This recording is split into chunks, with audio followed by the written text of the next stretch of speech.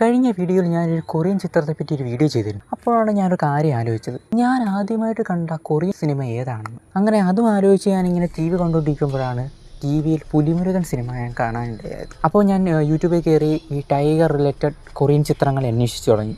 അപ്പോഴാണ് ഈ സിനിമ എനിക്ക് ഓർമ്മ വന്നത്. ദ ടൈഗർ എന്ന സൗത്ത് കൊറിയൻ മൂവി 2015 പുറത്തിറങ്ങിയ ഈ സിനിമ ഞാൻ കാണുന്നത് 2019 ഈ സിനിമ കണ്ടപ്പോൾ തന്നെ എനിക്ക് ഒരുപാട് ഇഷ്ടമായി. കാരണം ഈ സിനിമയിലെ ആക്ഷൻ സീക്വൻസ്, അതിൻ്റെ VFX എല്ലാം അടിപൊളിയായിരുന്നു. ഞാൻ ആദ്യമായിട്ട് കണ്ടപ്പോൾ വിശ്വസിച്ച് പോയി. ഒറിജിനൽ പുലി വെച്ചാണ് ഈ സിനിമ ചെയ്തത്. അത്രയ്ക്കും കിടിലൻ സിനിമയാണ്. പിന്നെ പുലിമുരുകൻ സിനിമയിലെ പുലിയുടെ ഫസ്റ്റ് എൻട്രിയും, പിന്നെ വനമകൻ എന്ന സിനിമയിലെ നായികയും നായകനെയും ഒരു കടുവ പോലീസുകാരിൽ നിന്ന് രക്ഷിക്കുന്ന ആ ഒരു ആക്ഷൻ സീനും ഈ സിനിമയിൽ നിന്ന് എടുത്തിട്ടുള്ളതാണ്. അപ്പോൾ തന്നെ മനസ്സിലാവുമല്ലോ ഈ സിനിമയുടെ ഒരു റേഞ്ച് എന്താണെന്ന്. നല്ലൊരു ആക്ഷൻ എൻ്റർടൈനറാണ്. ആക്ഷന് മാത്രമല്ല ഇമോഷന് വളരെയധികം പ്രാധാന്യം ഈ സിനിമ നൽകുന്നുണ്ട്. ഈ സിനിമയിലെ മെയിൻ ക്യാരക്ടർ എന്ന് പറഞ്ഞാൽ ആ ടൈഗറാണ് സിനിമ മൊത്തത്തിൽ കൊണ്ടുപോകുന്നത്.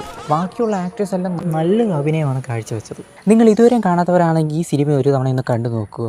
നല്ലൊരു പുതിയൊരു അനുഭവമായിരിക്കും. 2015 പുറത്തിറങ്ങിയ the tiger, director Park Hoon Chang.